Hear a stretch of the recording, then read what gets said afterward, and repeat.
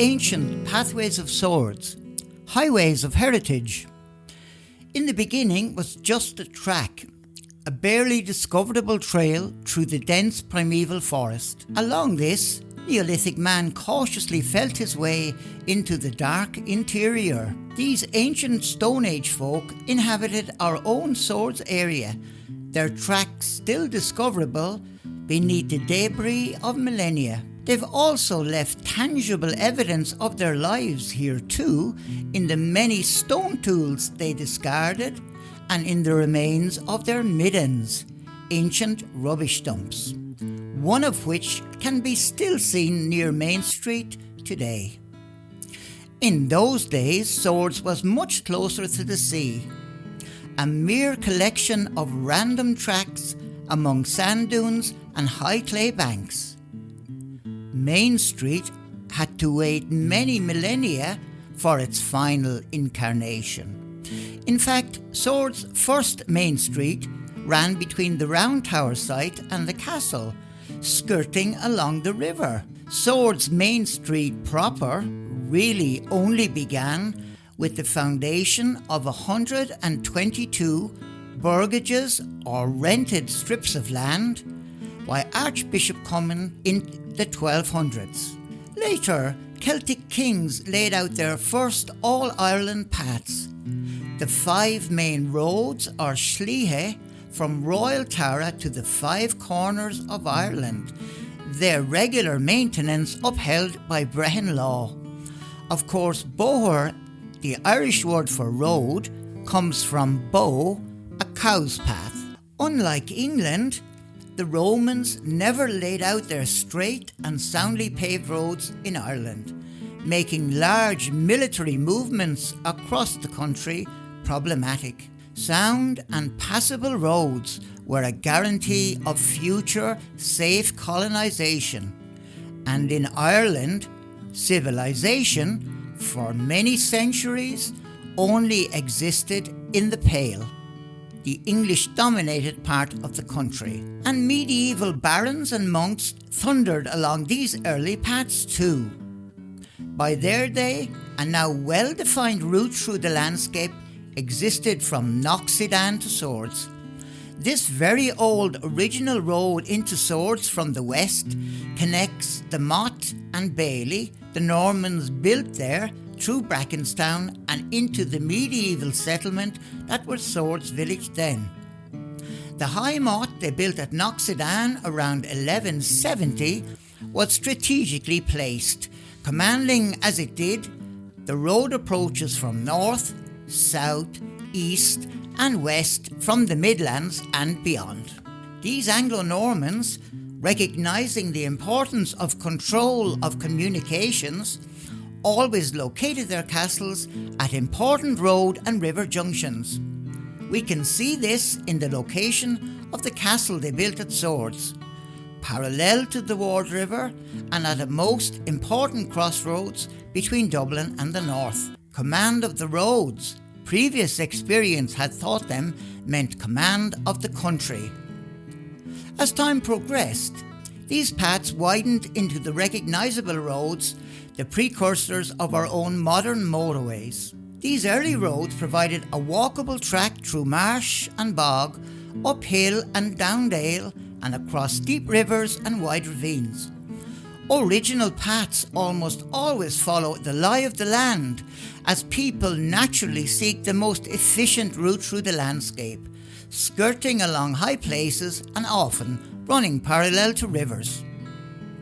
The glacially deposited high banks, so characteristic of Swords, frame many of these early paths. You can see their influence at the back of the town mall, behind Swords Dental or up at Killeek, where the road slopes steeply from north to south. Old roads too often have their ditches and hedges pierced by stone stiles, entrances to wells or stone-lined openings. These are the lost paths of Swords, which we are busy in the process of rediscovering. These paths are important because they are a priceless historical record just waiting to be discovered. But just how was travelling back in those old days? Down to say the 1830s and the beginning of railways, people were moving at a speed unaltered since medieval times. Back then, horsepower was the order of the day. The vast majority of folk simply walked to their destinations along time-worn paths and trails. These were usually straight lines, as this was the most efficient route for walkers working on limited calories from their diet. But why are these old tracks and trails important? Quite simply, understanding these old tracks gives us an immediate access to the everyday lives of our forebears in a totally unique way. From them, we can see how they navigated the landscape, how they found directions in a predominantly pre-literate culture, in an often pitch-black environment and in all weathers and seasons.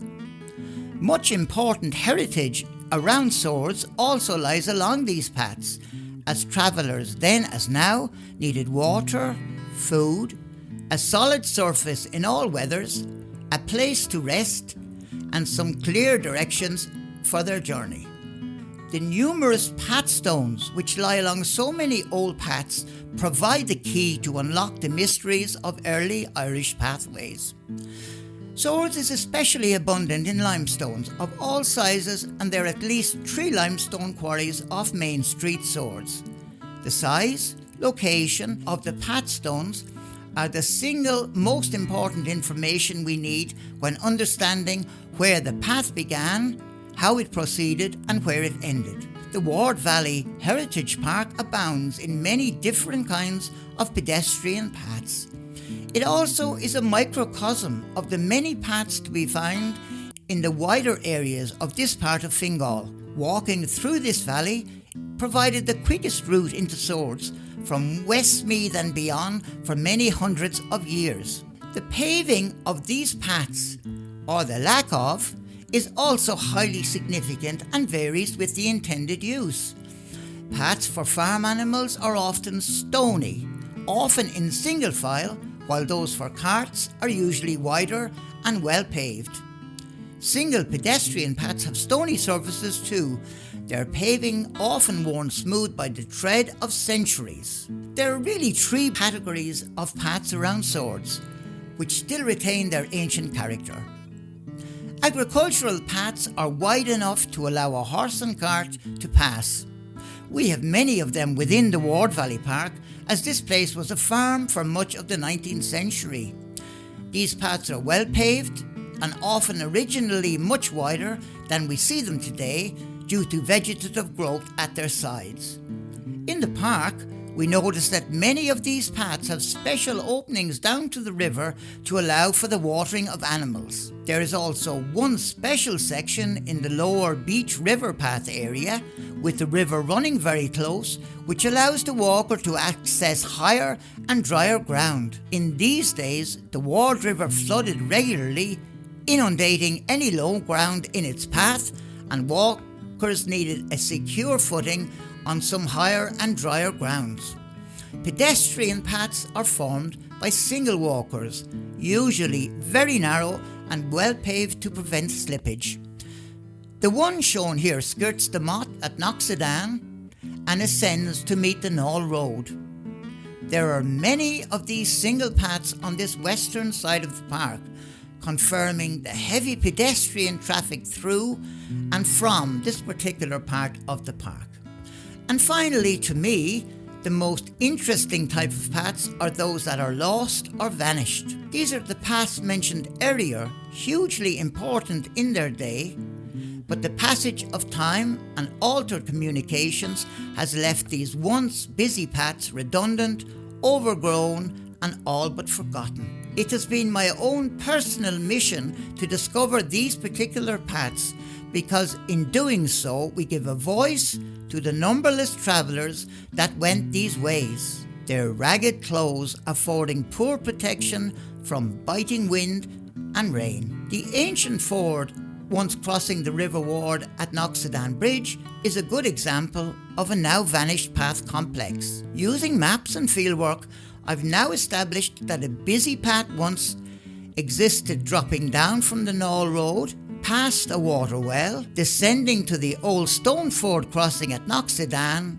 and then up to join a major path leading west from the bridge. The excitement of rediscovering this particular network of paths, a stone-lined path leads west to meet first with a mega stile set in a ditch enclosed by 8 large path stones. Some brief searching in the ground soon discovered bits of old pottery, a door handle and a rusted barrel hoop, proof positive of the site's importance in its day and of its busy human print in days past. The shards of crockery and rusting metal pieces I found were my Tutankhamun's treasure.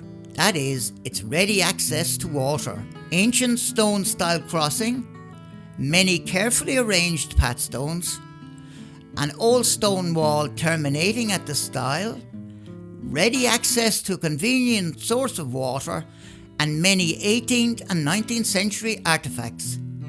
This site then ticked all my boxes as being an important lost or vanished path. However, it was lost no longer.